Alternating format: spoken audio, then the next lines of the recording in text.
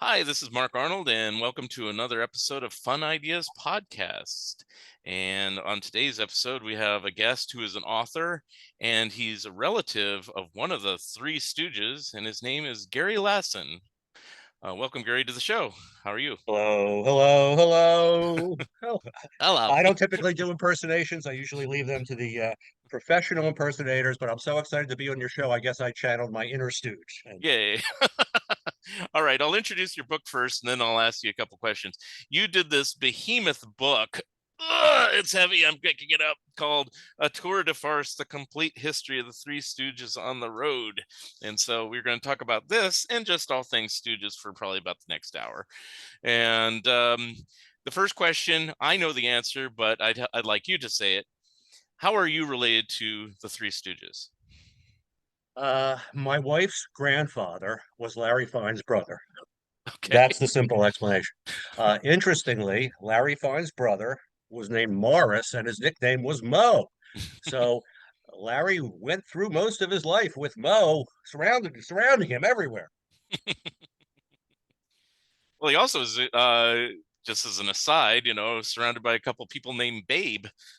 you know, Yeah, that's true. Curly was But Babe, and Shemp's wife was Babe. So, I guess Babe and Mo are yeah. the common denominators here. I don't know. Yeah, Um, but when my wife was a child growing up, her uncle Larry lived on the West Coast and she lived on the East Coast, mhm. and she didn't get to see him very much. But she was always afraid of her uncle Larry because he got slapped and his hair got pulled and he got hurt. And as a little girl, she was just so frightened by him. So the family decided when he would come to visit, they would tell her that Uncle Max was coming to visit. And for some reason, she fell for this ruse. She was never afraid of Uncle Max, only Uncle Larry. Uh, and that's sort of her relationship with her uncle. When I first started dating her, Mhm. she let on that she was related to somebody famous, but she was reluctant to spill the beans and tell who it was, almost as if she was embarrassed. She was almost Mm. embarrassed. And when I finally coaxed out that she was related to Larry Fine, she was embarrassed actually. I mean, she did not take a lot of pride in the fact that she was related to Larry. Me, on Mm. the other hand, thought I got to find a way to marry this girl because I had dated girls that were smart and pretty and good conversationalists, whatever. But where was I going to find bloodlines like this? So eventually we did get married. And like I said, her grandfather, Mo, and Larry were brothers. Now, Larry was dead at this point. But her grandfather Mo looked very similar to Larry, Mm. and he had the voice. Larry's voice was very distinctive. He Right. had that gravelly sort of Philadelphia nasally tone, and his brother Mo sounded just like him. And when he would tell jokes in a Jewish dialect or go into a little soft shoe routine, it was almost like having Larry Fine there in person. Wow. So, were you close to Mo Feinberg during those years then? Well, I grew very close to him for a couple of reasons. First of all, my own grandfathers were dead at this point. Mm. And Mo Feinberg, he had two daughters and he had he had all women in the family Wow. and no sons or grandsons, and none of the women were interested in the Stooges, none of them. And he only wanted to talk Stooges. He only wanted to talk. He was so proud of his brother. He only wanted to talk about the Stooges and his brother, and they didn't care about it. So when I came along and I was sort of interested in hearing about it, um, he took me under his wing and I started collecting Stooges stuff, which was new to me. I'd always been a baseball card collector, which had been pretty boring because all the cards were the same size, and there's only two poses. The batter was in his batting stance, the pitcher was in his follow through. And he showed me that, look, he had a comic book, he had a record. I thought, you know what, let me see if I can start collecting Stooges stuff. And I found that it was an unbelievably great hobby because it wasn't easy to find this stuff, but it Hmm. was out there and it was so varied. It was so varied. There were puppets and dolls and statues and games and posters and stills and press books and all kinds of stuff out there if you looked in the right places. But you Hmm. had to work a little to get it. So there was a challenge. It was a great hobby for me, and I sort of was a snowball going down the mountain. Hmm. Um, Now, I'm going to ask you a few questions about Mo Feinberg just because. Now, in a lot of write ups about the Stooges, you don't hear about him all that much. I mean, what was he doing all the years the Stooges and Larry were performing? he was a window dresser. Hmm. Well, he wanted to go into vaudeville. Hmm. But he called himself a hoofer, which was a dancer. He Hmm. fancied himself as a dancer. not like a musician or a comic like Larry, like his brother Larry. But Mo Feinberg didn't like to travel. He was a Mm, homebody, and the vaudeville life required living on the road. And Larry and his wife Mabel, they just loved that life right from when they were in high school almost. But Mo Feinberg, it was not for him. So he didn't go into show business. Uh, he would take the window displays in department stores and dress them up for whatever the occasion was. So if it was a Christmas display, he'd put the all the stuff in the window. Now it's time for Father's Day. He would make the displays or whatever. So that's what he wound up doing for a living. And when he was about 75 or 80, he decided he was going to write a book about his brother, and he did. mm-hmm. And yeah, the name of that book is Larry the Stooge in the Middle, if I remember correctly, right? Yeah, when I met him, he was going to call it um, "My Brother Was a Movie Star," and I said, "Look, I like your book, but the title." I'm not sure the title was so great. So that, yeah, it was eventually called Larry the Stooge in the Middle. Right. Now, obviously, he started the Three Stooges fan club that you now, I guess, run. Is that correct? Is that how it works? Correct. Yeah. And He passed away in 1986. Mo Feinberg passed away. okay. What prompted him to start a fan club at the time he did? Well, he didn't start the club. It was another fellow named Ralph Siller who Oh, started the I didn't club know that. about few years earlier. Yeah, and Okay. Ralph was in the service and really didn't have the time to devote to the club. Mm-hmm. And Mo was in this club and he had time on his hands. He was retired. So he volunteered to step forward since he had the name and the cachet and the instant respect of the members. He thought he could do a newsletter, and he did on his typewriter. Mm-hmm. And most of the letters of the alphabet worked on his typewriter. If the I didn't work, he used the number one or whatever. He did what he had to do, the L and whatever. So he did the newsletter for years, but as an 80-year-old man with a heart condition, he wasn't always timely with the Yeah. newsletters. He did the best that he could. And he passed away in 1986. And quite honestly, I thought the fan club was going to die. Right. Um, but when I went over to his house after he passed, and I was looking through the unanswered mail that he got from the members, I was really struck by something. The members were almost all of them said, "You know what? Ever since I can remember, I've loved the Stooges." That was sort of a common thread that I was reading. And your newsletter is the only piece of mail I look forward to getting. And all of my mailbox is always filled with junk mail and bills, but when that Three Stooges Journal comes, I'm so excited.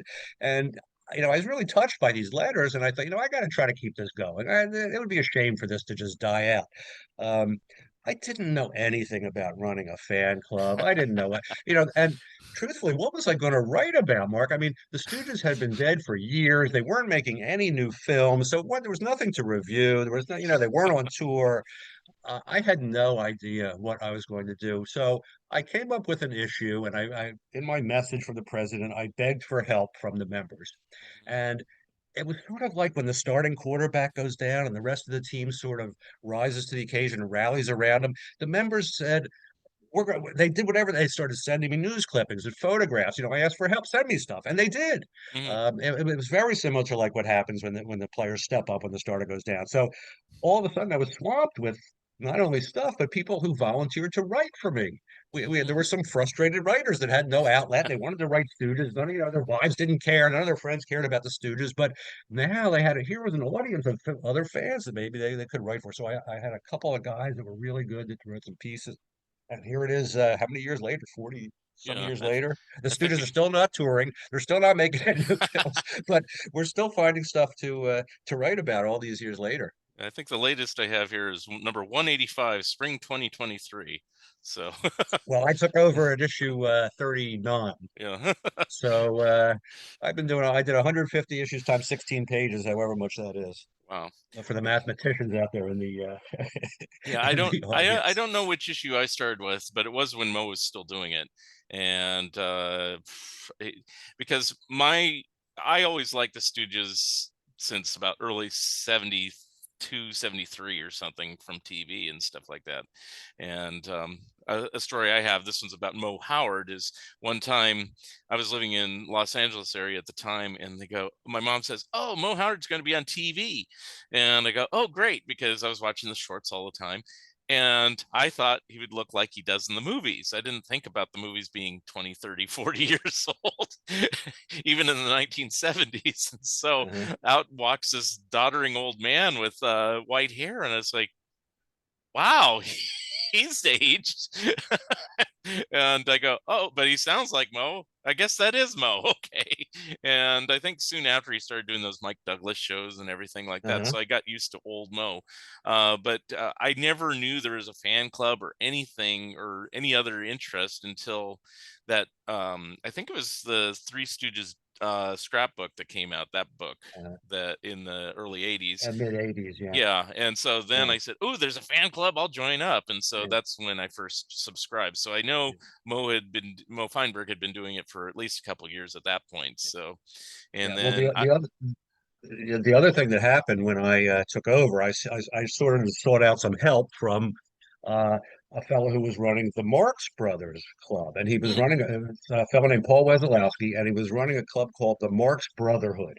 hmm, So he lived nearby in New Hope. It was about a half hour, 45-minute ride. He invited me out to his place, to his townhouse. And I went out there, and the guy was living in a veritable Marx Brothers museum. I mean, he was eating lunch off his Marx Brothers plates, and he had a Marx Brothers alarm clock and shower curtain, and he had all kinds of rare stuff on the walls. And a light went off in my head that someday I'm gonna have a place like this, but it's gonna be Stooges someday. But the only catch was that Paul was a single guy. He was living alone. He had nobody telling him, how to decorate his house. I had somebody who was afraid of Larry Fine living in my house. So that person was never going to have, I knew I was never going to have Stooge stuff on the walls of my house. right, So to get around that, I sort of had to build a museum a right, few years later, which is what I did. But the idea started back in 1986 when I went to Paul Wesolowski's and I saw his living conditions, and I just thought, man, I'm going to have a place like this someday. yeah.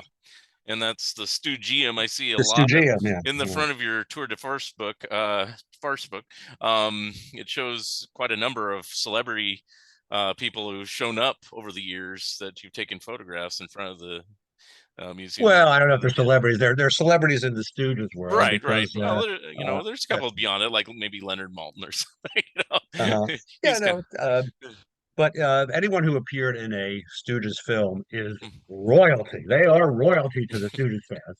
right. Even if they were just a little baby in the film, they were only 2 years old, and they were in the film. They said nothing, and now they're 70 years old. They are worshipped. So relatives and supporting players that appeared in their films, yeah, we treat them like royalty for sure. When they visited the Stoogium, I tried to document their visits for sure. Yeah.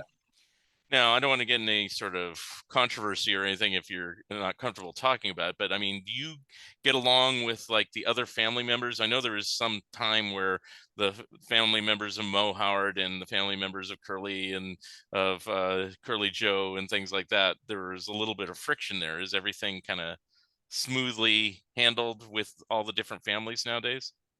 I'd say yes. I mean, truthfully, litigation amongst the Stooges goes back to when they were alive. The Stooges were alive themselves, and um, when Curly Howard left the act and he was Hmm. replaced by Shemp, Hmm.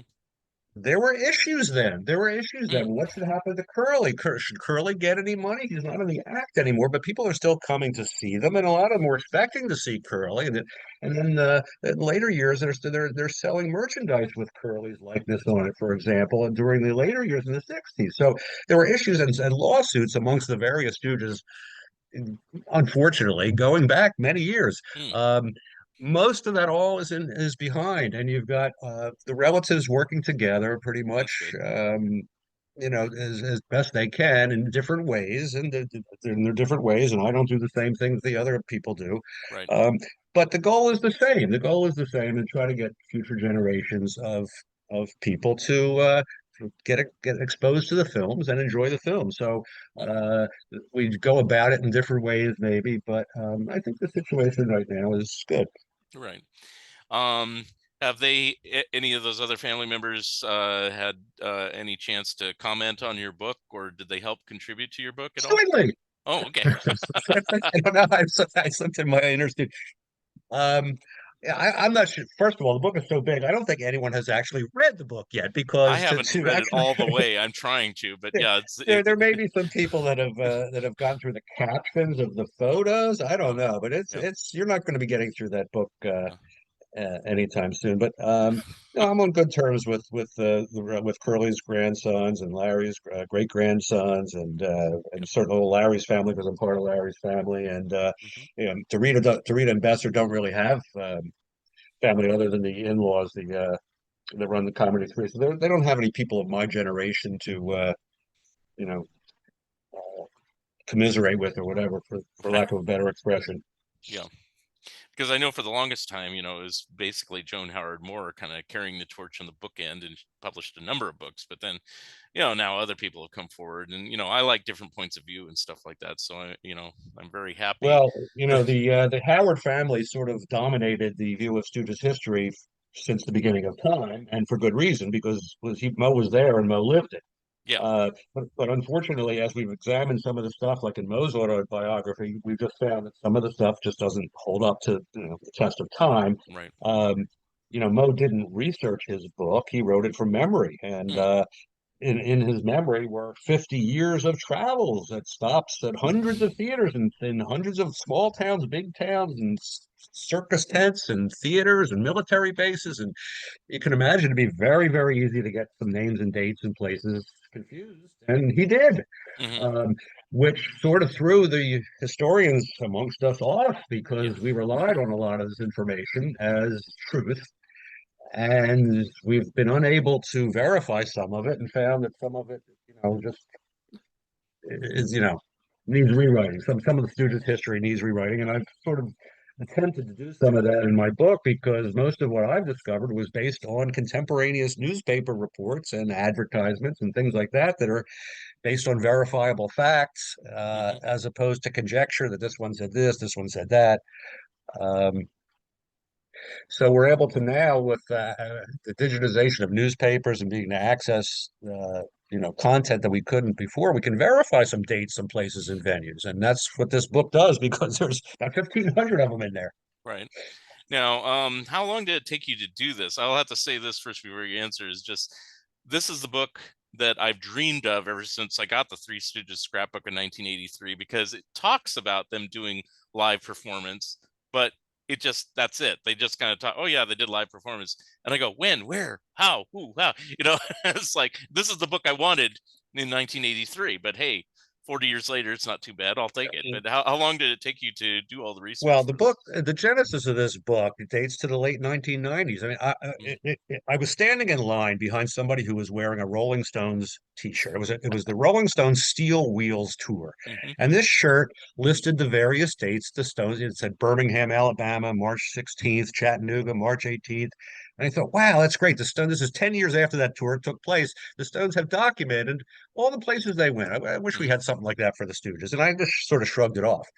A few weeks later, I saw another person wearing a tour shirt, not for the Stones, but for an unknown group like the Young Mouse Pads or yeah, whatever it was. And the Young Mouse Pads probably only existed for 30 days, but their whole tour thing was on a shirt there. That really made me mad because the Stooges toured for 50 years and yeah, none of it was documented. But the Young Mouse Pads, their whole history is so it just just for fun. I had no intention of writing a book. Just for fun, I started an Excel spreadsheet and I decided to go through my collection and look for the dates. I had playbills and I had some programs, some ticket stubs.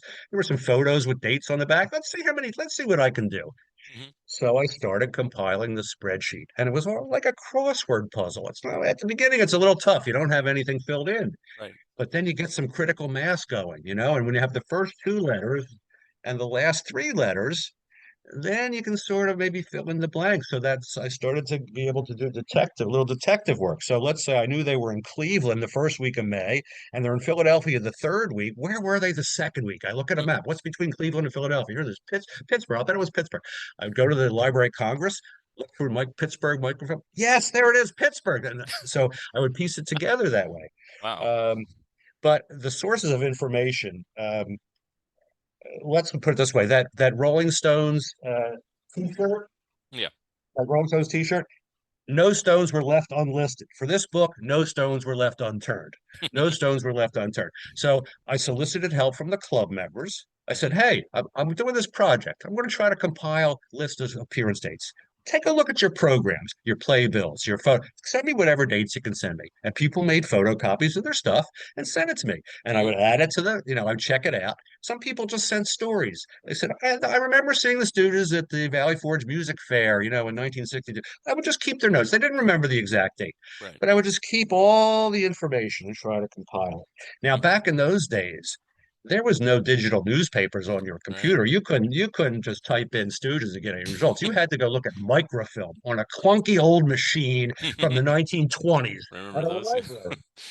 And the Philadelphia Library, where I live, only had access to Philadelphia newspapers and the New York Times.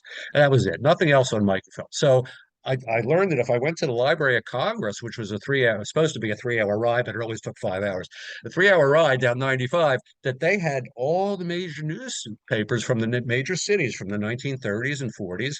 And if I knew a date to look for, I could, narrow down. I could find an advertisement and narrow down the date. So I started making, once, twice a year trips there, and I got a ton of information there, a ton. The problem was they didn't have smaller towns. They had, Mm, big cities, but they didn't have the smaller towns. And a lot of times the students were playing in smaller towns. So it didn't have everything, but then there were gaps. Meanwhile, around 2005, 2010, that was the big break because newspapers were starting to get digitized. And you could, from your home, type in Stooges yeah, and get results that you didn't know about now all of a sudden. This was a major breakthrough, not having to drive 5 hours and also getting access to little teeny weeny newspapers, right. not just the big cities. So that was a tremendous help. I can't begin to tell you. I couldn't have done the book without the digitization of the newspapers. The other big break I got was Mo Howard's estate got auctioned off in 2019, and Mo was a saver of everything. He Hmm. saved everything. And there was such a treasure trove of stuff about personal appearances. It was unbelievable. He used to write letters home on the hotel stationery. Mm, So the hotel stationery gave evidence as to what cities they were in, what hotel they stayed in, where they were going next, because he would write home. He would write these letters home.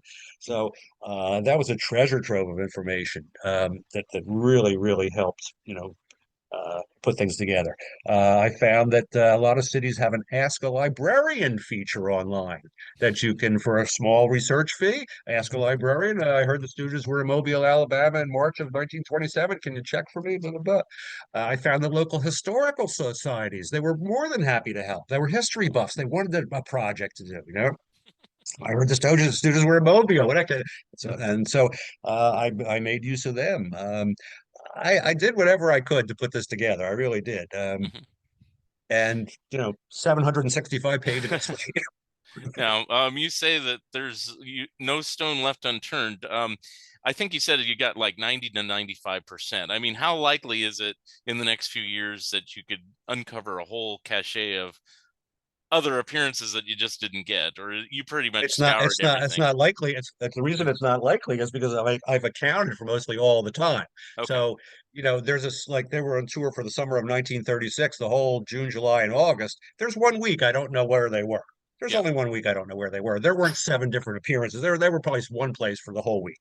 Right. The ones that are hard to discover, that'll never be discovered, or onesies here and there, are the charitable appearances at hospitals and military bases and things like that. Because typically, if they went to a hospital, they didn't advertise it. They didn't want the Right. publicity.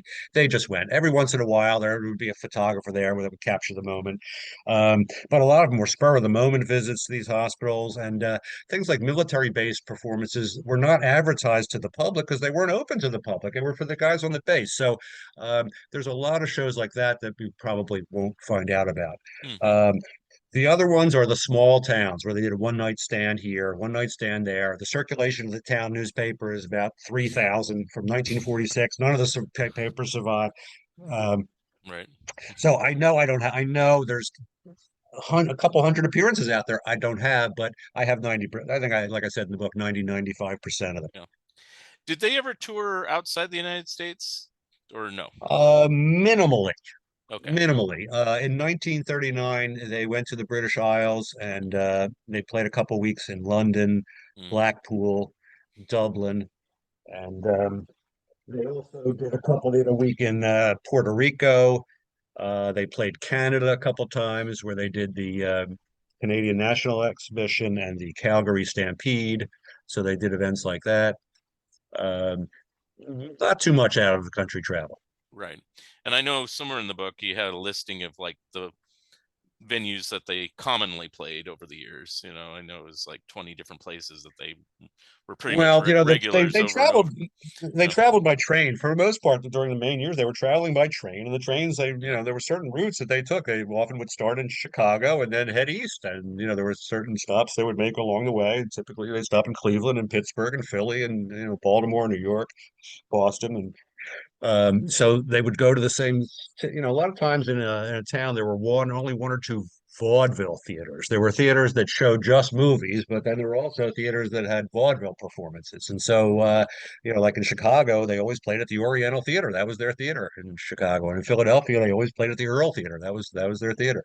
Hmm. Um, Was there any particular era that was really difficult to research? Like I would be thinking the earlier stuff, with Ted Healy and before, but you tell me. uh, Well, that's a good question. Truthfully, I think some of the stuff in the 60s was harder because they were Hmm. playing rinky-dink little places. They were playing, in the later 60s, they were doing, county fairs and Right. housing development openings and really bizarre stuff. So some of those were kind of hard to discover, more so than the stuff, during the 20s and 30s, actually. Hmm. Interesting. Um, Now, what kept them going? Was it because Larry was a compulsive spender and they needed to keep working, or did they just like life on the road as well as doing the films? I think it's like many entertainers and athletes too. They don't know. That's all they know, and they don't know when to stop. They don't know how to stop. And musicians, Yeah, sometimes they're all three of those categories can be, past their prime. But yeah, that's their life. That's what they do. That's what they want to do. That's all they sure. know. That's their comfort zone. And I think that's what it was. Larry left. He was a teenager, and his wife were teenagers when they were traveling on the road. I mean, Yeah, that's all. That's what they did. They lived in hotels. So that's his wife got so accustomed to the room service and maid service that they lived in hotels in real life. yeah. For God, that was Larry didn't buy a house until he was like in his 50s. Hmm. Um, so I think all the Stooges, they liked the travel. They liked being on the road. And when they were on the road, it wasn't just for a week or two. They were on the road for 4 months, 5 months, 6 months at a time, Hmm. 6 months at a time. And living out of one of those big foot lockers that they would, tote around with a wardrobe of, two or three suits and two or three sports jackets. And that was live off of that for 4, 5, 6 months. Hmm. Um, I'll ask you this, but I'll tell you the one I think is the biggest revelation because when I look at a book, I don't just pick it up and start reading page one. I like to flip through it and look up certain things, and then I start at the beginning. So I basically cheat.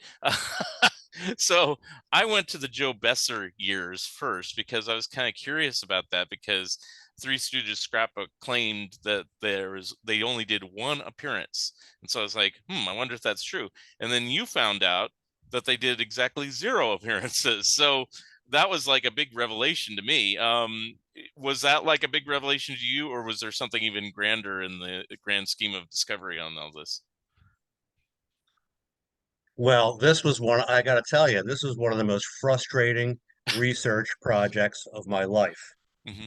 because I was trying so hard to find the details of this Besser appearance that they wrote about in the scrapbook. And I couldn't find anything about it. I couldn't find anything about it, which was frustrating because, like you said, it wasn't like 1920 or 1930. This was supposedly like 1958. You're right. So I started looking through the Los Angeles Times newspapers for the ad. They didn't give the date in the scrapbook. Okay, I'll look through day by day for the ad, and I couldn't find it. I just couldn't find it. 10 times I looked for this ad. I spent so much time looking for this ad, but I was suspicious about a couple things. I was suspicious about a couple things. First of all three of those Stooges, Mo, Larry, and Joe Besser, wrote autobiographies. Hmm. Not one of them mentioned this live appearance of Besser in their autobiographies. Second of all, if there was an appearance with Besser and Moe and Larry, there would be some surviving photographs or autographs or something, because we've got surviving photographs and autographs and stuff like that from the 30s and 40s. From when they toured, they didn't shy away from pictures. They always went out of their way to pose and sign. So why I was a little curious. If there's no photos, none of the Stooges wrote about it in their biographies. Something just didn't quite add up, but I couldn't figure it out. I couldn't figure it out. So the result is, by accident, I discovered an ad in a Portland, Oregon newspaper, pictured Moe, Larry, and Joe Besser as appearing in person. And I thought, what? It should be Joe DeRita. This is 1959. And the more I looked at the ad, I said, this is the ad that they pictured in the scrapbook and used as the evidence that there was a Besser appearance. So it turns out what happens, the promoter of the show mistakenly pictured Joe Besser in the advertisement instead of Joe DeRita. The writers of Scrapbook saw this ad, didn't know that it was a mistake, and figured there was a Joe Besser appearance and wrote it up as if it took place when, in fact, there was no such appearance. Understandable. Um, I almost blew my top when I figured this out, piecing this together. And then I went back and looked at some of the other stuff that I should have noticed. And, there were other things about how they gave away a pen at this appeal. Some things just didn't sound right. Anyway, my book basically debunks the fact that Besser made an appearance with the Stooges. He never did. Hmm. Um, and I think the reason that he didn't want to go on tour with them, the reason they gave him the scrapbook was that his wife was ill and he didn't want to leave his Right. ill wife and blah, blah, blah. And maybe his wife wasn't in the best of health. But I think he had no interest in going on the road because he had spent much of his life on the road. Besser had spent, you know, more time on the road than Moe and Larry, even because he didn't have as much of a film contract to honor. Right. So he was on the road constantly. He was done with life on the road. And I think that's the reason he didn't really want to participate going forward. Yeah. And they really were pretty lucky to hook up with Joe DeRita. I know most people are not big Joe DeRita fans. I'm certainly not a huge DeRita fan, but at the time, he was the right guy in the right place Right. for I their always say that. audience. Yeah. But it is ironic, one more Besser statement, that you do have a photograph of Besser's steamer trunk. So it's like, wait a minute. you know? Well, So Besser left home at a young age. yeah. Besser left home. I don't know. He was like 12 years old, 13 years Uh, old. He left home yeah. to perform in Magic with Thurston the Magician, and Yeah. he wanted to perform. He wanted to be on stage, and Yeah. he traveled extensively from his teenage years Yeah. till forever. Yeah, it's just Uh, ironic that he never ever made an appearance with the Stooges. That's yeah. yeah. Were there any other things that really, you expose like that? They're just like awe-inspiring and jaw-dropping that you go, I didn't know this like that. I don't think it was a one-spot or draw. I was surprised to see how many charity appearances and military base appearances that the Stooges make. They mentioned that, in Scrapbook, and a lot of the Right. Mo Howard stuff talks about, how they did these shows or whatever. But they did a lot of them. They did a Mm-hmm. lot of them, and they did a lot of goodwill visits. So, most of the shows they did were at nighttime, so they had a lot of time during the day with nothing to do, Mm-hmm. and they made use of it by going to visit hospitals and orphanages and things like that. Sometimes unannounced. They would just, ask the theater manager what's a nearby children's hospital, and they would just stop by. Um, so I was always that's not really a revelation, but I was really, a lot of times when you look into somebody that you're fond of, you find out stuff you didn't want to find out. You find out stuff that you wish you hadn't found out. But um, that's not the case with this book. Mm-hmm. I didn't learn anything in my research that made me think, oh, in fact, it was the opposite, really. Just to find how welcome they were to their fans, and Mm-hmm. the fan stories about meeting them in person. Mm-hmm. I can't begin to tell you how many fans in the 1970s said, I looked Mo Howard's name up in the phone book, and there he was in the phone book. So I went over to his house, I knocked on his door, and Mrs. Howard invited me in for milk and cookies. Wow. Mrs. Howard invited me in. Can you imagine today? And today's when somebody, going up to a celebrity's house, Yeah. first of all, finding a celebrity listed in the phone book, Right. knocking on their door, Uh, no gate, no right. security detail, no, and having the wife invite you in for milk. Cookies. That's what the Stooges were. Now, I know like in later years, Norman Moore kind of was their de facto agent, if not actual agent. But in the early years, who kind of organized all these performances and trips and everything like that? Was it Mo or somebody else? No, Mo just saw he just signed the contracts Oh, on okay. behalf. They had agents, like the William Morris Oh, agency okay. was agent. Yeah, they had real agencies who worked to book tours together, and then there Okay. were uh, booking agents that helped with the process. That but people that took a piece of the action along the way. Okay. Um, the manager, I'm thinking, took about 10% probably, and a booking agent might have taken 5%. And then what was left, the students paid Eddie Lawton, their straight man, and then they split what was left. So Right.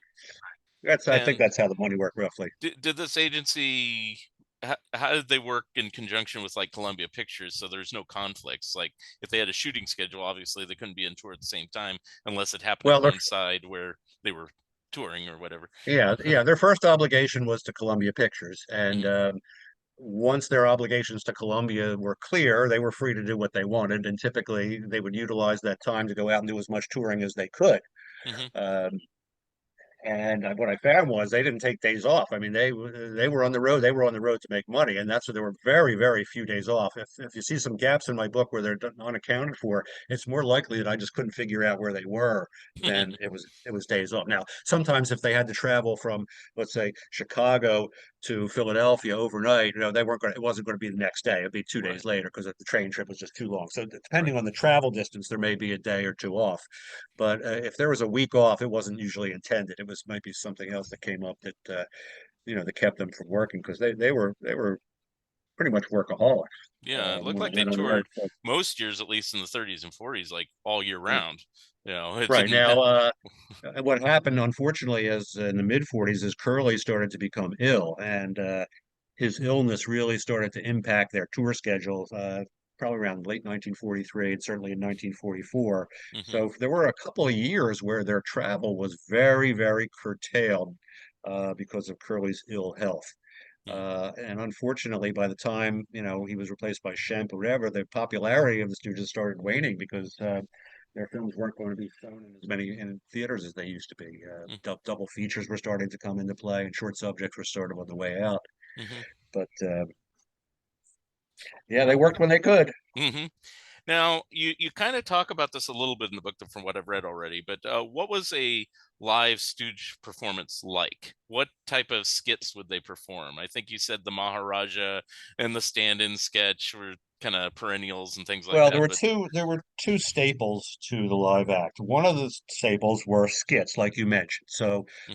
the Maharaja sketch was something that a lot of the Stooges fans know from their films, where Curly plays this blind Middle Eastern Raja, and he has to throw knives, and he has no idea where he's throwing them, et cetera, et Right. cetera. And what most people don't realize, and I didn't realize this either, was they worked on this act as part of their live show before incorporating it into their films. Mm.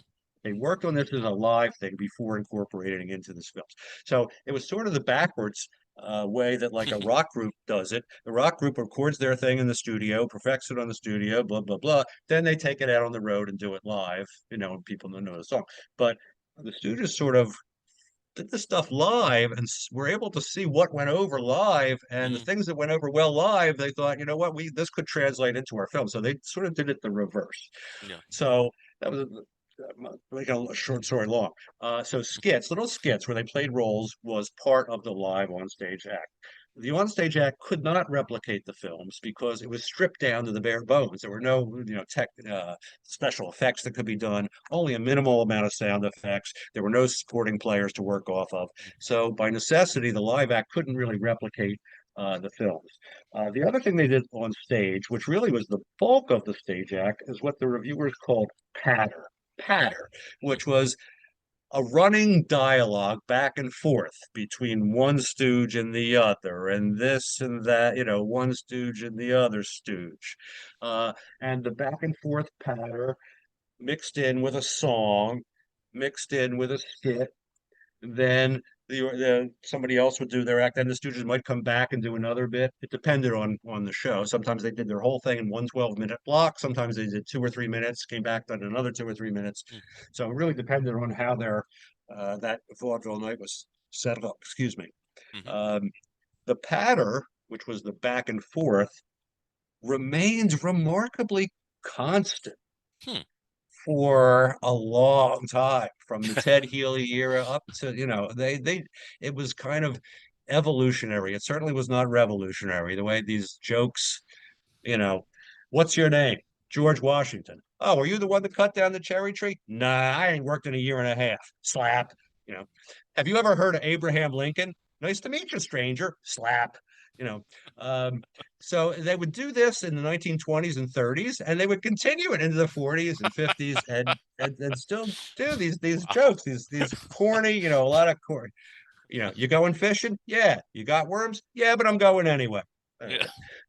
So they would do this cornball, you know, comedy back and forth. Mm, Some of the stuff was considered, blue material that went over in cities pretty well. Others, no. Their sensibilities were offended by it. mm, But for the most part, they did the same barrel of jokes. It was never in the same order.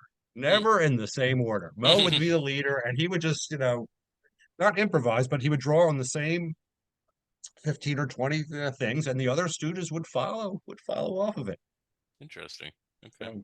Yeah. So, and now to kind of ask this, there's no recordings of any of these live shows. I think you said that there's like some Super 8 footage, and that's about it, or 16 There's millimeter. some silent footage. Yeah.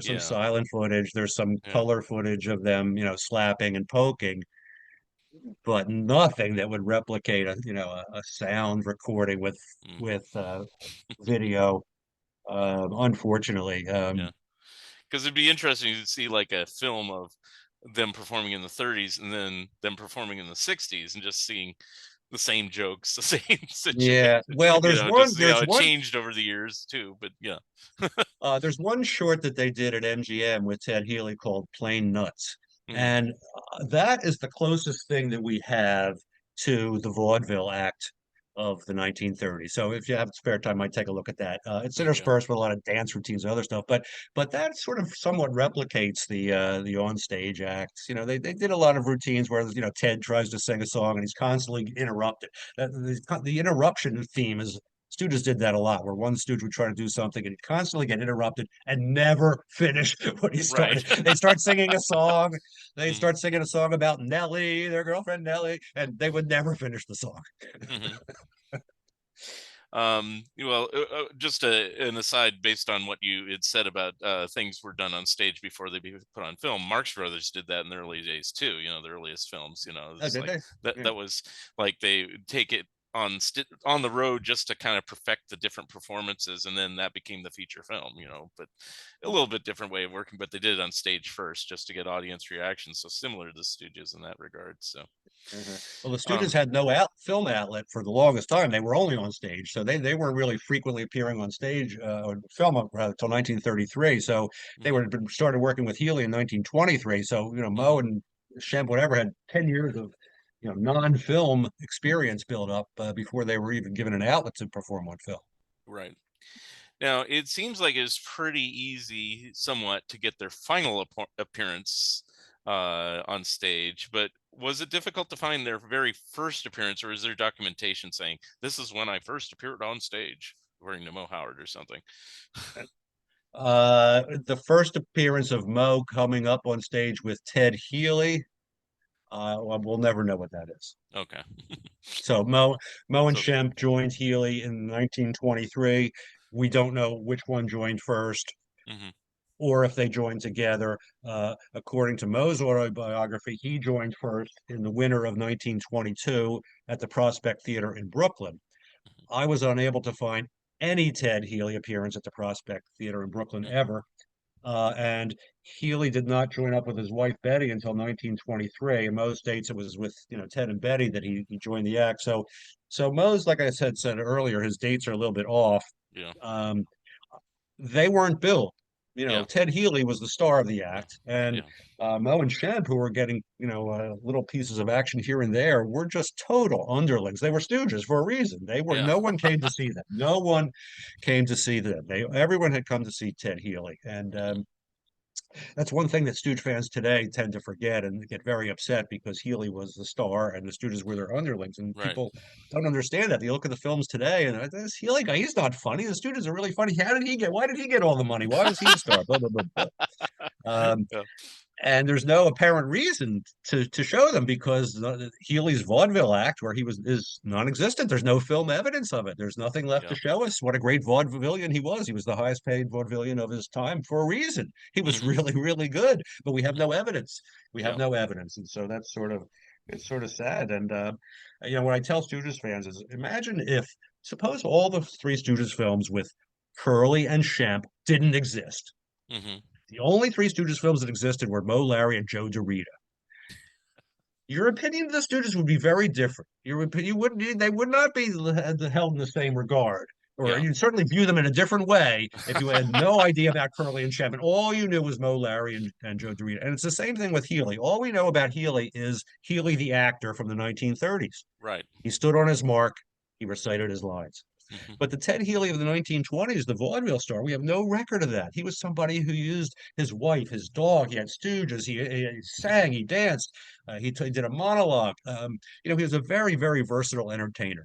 Yeah. And there's just no record of that, which is very sad. Ted Healy is really one of the biggest victims of circumstance Oh. in Hollywood, in my opinion, because had television existed back then, he inevitably would have been the first host of the Tonight Show. He would have been the first host of the Academy Awards. He was such a natural entertainer, and he was the first choice to be a master of ceremonies for all these events because he was so quick-witted and so just naturally funny without having any kind of script. He could improv. Um, and none of that is retail. I learned all about this truthfully in the research for the book by Yeah. reading the reviews of these Ted Healy performances. And I got to tell you, I read 1,000 of them, and each one was better than the next. Hmm. This guy never got a bad review, never, Wow. not Interesting. one, not one bad review. It's such a disconnect because when I watch his films, he's not funny at all. This is what made me look into this. This guy? He's not funny. Yeah. And then I started to realize, it's just we've not seen the real Ted Healy that the audience were Yeah. raving about. We've not seen. Remember, there was no television. There were no, in his day, Yeah. that act would have been, a Yeah. groundbreaking act. I think the Today, it seems only like nothing. But I was gonna say I think the only equivalent would be like Dean Martin and Jerry Lewis. Is like their films are okay, but if you've seen any footage of them doing their live stage act, it's crazy hilarious. So I get it. It's like so. It's just too bad. I doubt, was Ted Healy ever interviewed ever, or was he died too young? Uh, he did radio shows, but I don't think there's any, serious interviews. They didn't do Right. like serious Yeah. interviews. And Curly Howard's the other one. There's no interviews with Curly. It's very Right. That's sad. interesting. Nothing. No, Yeah. Curly, yeah, there are no interviews. Even the ones they did with Mo and Larry, they're sort of goof. They're not like serious interviews. They're Right. just sort of, goofing around. Hmm. Um, I don't know. I guess that's the nature of the Hollywood papers back then and whatever. Yeah. But there was no Yeah. serious reporting. There was, the outlet for that. There was no Entertainment Tonight TV shows or things like Right. that back then. Um, But it seemed like unless there was some scandal, like with Fatty Arbuckle or something, they didn't want to delve into the lives of comedians. They just wanted them to be funny, and that was about it. yeah, you're Even right. Scandal was to be avoided. yeah. So So even if they appeared on Tonight Show with Joey Bishop or something, it was still, or the Mike Douglas show, like I said with Mo, it was mainly shtick more than a serious interview. Well, tell me about this. Your feelings about the Vietnam War or something. They wouldn't ask yeah, that. no, no, You no. There was none of that. know, you know. No, Um, no. They just towed the line. Yeah, there was no. They had publicity departments in Columbia that put out stuff that maybe half of it was true. Maybe you know. no. One of the other things I'm happy about the book, like I said, I jumped ahead just because I was curious, is you actually even cover the new Three Stooges after Mo and Larry retired. And was that hard to research on that part? Well, yeah, because there really wasn't anything. Okay. I guess after Joe DeRita thought he had a few miles left in the tank, and he hooked up with a couple other guys, Frank Mitchell and Mousy Garner, and I don't know if they had much success finding gigs, truthfully, Hmm. because even the real Three Stooges were having trouble finding gigs at that point. So True. you can imagine the fake Three Stooges, they were called, like I'm just calling them that, the new Three Stooges, and they secured the permission of Mo Howard to call themselves the new Three Stooges. Right. Um, it lasted 6 months, maybe tops, and only a few jobs.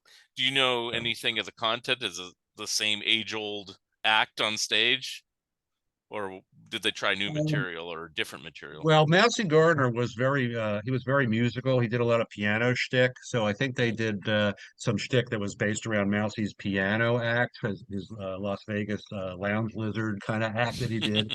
Um, yeah, I imagine it was similar to it was similar to what the boys did, but not really. Yeah, yeah. I think Mousy's bit was called Professor Piano. His bit was called Professor Piano, Yeah.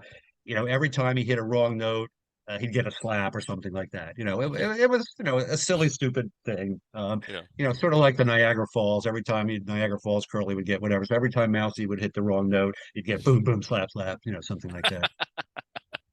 Um, did I'm sure because we probably would have already discussed this by now. Was there any footage of that act or photos or No, anything no. on stage? It's really hard to Fortunately, find.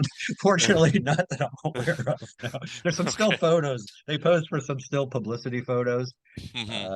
There's two or three, that have survived, and it's a pretty spooky looking trio. I gotta tell you, Mm. they're pretty spooky looking. Yeah.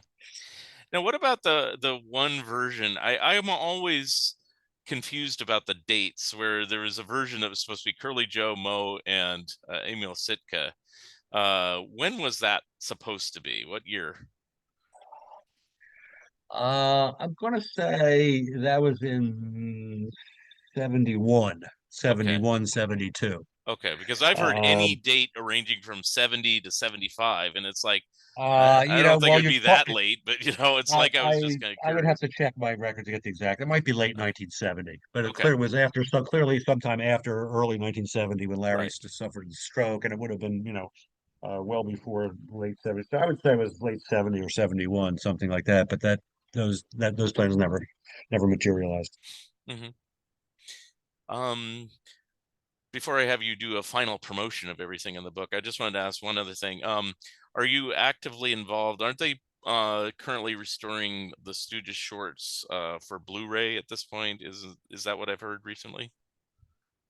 That may be the case. I have no idea what Columbia is doing with those Okay, films. so you're not I'm involved. not privy to them.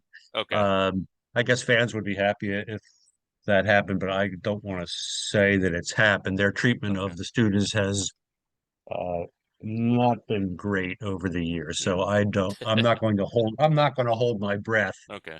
for that. Because I had a friend who was just asking me a quick question. He said it was like a set coming out through Kit Parker Films or something like that, and I didn't know anything more about it than that. And then, if you're not working on it, well then, Well, more. I don't have any rights or anything to do with Okay, films. okay, Um, so anything that Columbia may be doing, if they're planning to issue some kind of Blu-ray, it'll be after Blu-ray doesn't exist anymore, is what's probably right, going to happen. They waited to issue the DVDs until, you know. yeah. So Well, I am actually surprised and happy that virtually everything that came out at Columbia, at least, is out. I don't think there's yeah, anything really. eventually, yes, eventually they got it out. The Yeah, haphazard way they started with the VHS tapes right, and the right, DVDs was just incredibly frustrating as right. a I remember fan. that. Yes, yeah. Um, the no rhyme or reason to the releases and the haphazardness and the craziness of the prices and the irregularity of the releases and just everything about it but now it's all good. We have, all the films that are known and been Hmm. pretty decent quality. Yeah. It is kind of surprising because there always seems to be like I guess there's some early pre Columbia stuff that's missing, but for the most part, most of the Stooges' film career is exists. It's not like lost or whatever, you know. No, there's only one or two films that are believed to be, quote, lost, where we've got no known negative print, nitrate, nothing exists. But Hmm. for the most part, everything has been saved. We're not missing very much that's significant at all. It's actually pretty incredible. um, so what's next for Gary Lassin? I guess you're going to continue doing the Three Stooges Journal, but are there any more books, or is this like the book you were planning to do? Well, I'm going to take a month or two off, and Okay. and there's a likelihood that I'm going to discover some more appearances now, and play around. I'm not sure that there's going to be another book. Okay. I'm Or not sure there's another going to be another book, Stooges but book? Or certainly the Three yeah. Stooges Journal is going to continue as long as I can do it. Hmm. If I come up with something book worthy, I would certainly consider it. Hmm. I can't think of anything myself because I mean, I there is a book I would like to write, but I don't have the information, which is a biography of Shemp Howard. yeah, There's two that are there are two that are in the works, yeah. but they're not going to be as good as a book that I could write, and I don't think I could write a very good book. So I'm sort of there's just not enough out there. There's not enough out there to justify that not enough new stuff. Right. Um, so, but that's the book that really needs to be written is the Shemp Howard autobiography. That's true. I'd actually So we've got welcome I'd actually welcome another Curly book. I mean, I like the Curly book that Joan Howard Moore was involved with, but it seems like another voice writing would be interesting, you know. Yeah. um, yeah, someone has worked. Someone I don't want to give away any names, but there's someone Okay. who has been working on a Curly book, but I think it may have stalled. Hmm. Um, but that certainly wouldn't be anything coming up soon. But the Shemp is a major void. Yes, yeah, I'll agree. And with two in the works, I'm not sure what they're going to do and how what information they're going to present. But maybe we'll learn something new. Yeah. Well, one of them, he has an invitation. One of the authors has an invitation. He's been on this podcast before when his Jump book is done. So hopefully he will bring some facts to Is life. that Bert or Jeff? Uh, I think what's the first name? I'm Is it sorry. Bert Kearns? Bert. Yeah. Yeah. Bert's been the one that's been on me Uh, on yeah, my show. I know nothing about what he's doing. Yeah, I don't either. Because when I asked him to be on this show, I said, "Hey, you're writing a Shemp book," and he says, "Well, I'd rather talk about my other book," which I did, you know. And it's like because his other book had just come out, so I said, "Well, when he Why you? yeah, I know why I oughta," but you know, so he did the bait and switch with me. He says, "Well, I'll talk about my Uh, career, I'll talk about my other book, but the Shemp oh, book's not done." And I go, "Okay, fine," you know. So this is my first real Stooges episode, so I appreciate this. So, um, let's see. Are you making any personal appearances or anything to promote this book in the next few months? well, invite me somewhere and I'll decide if I'm going to go. Hi. Okay. Uh, truthfully, I'm a behind the camera guy. I'm not so much of an in-person guy, but I'm not totally averse to it. There are some Okay. film festivals out in Glendale, California, Thanksgiving weekend. They do a big show. I was thinking about maybe going out there and doing that. Or there's Hollywood collector shows out there, and there's an annual film festival here at the Ambler Theater in my area. And yeah, it depends. If I can move some books, I maybe would do it and chat with the fans, give them an eye poke or two. Anyway, um, well, I hope you at least make it out to some East Coast ones. I'd love it if you made it out to a West Coast show. But you know, I'm in Oregon, so I don't know if there'd be one up here. It'd probably be down in California if you did. But anyway, that's pretty much all I have to ask, but I'll lift this up one more time.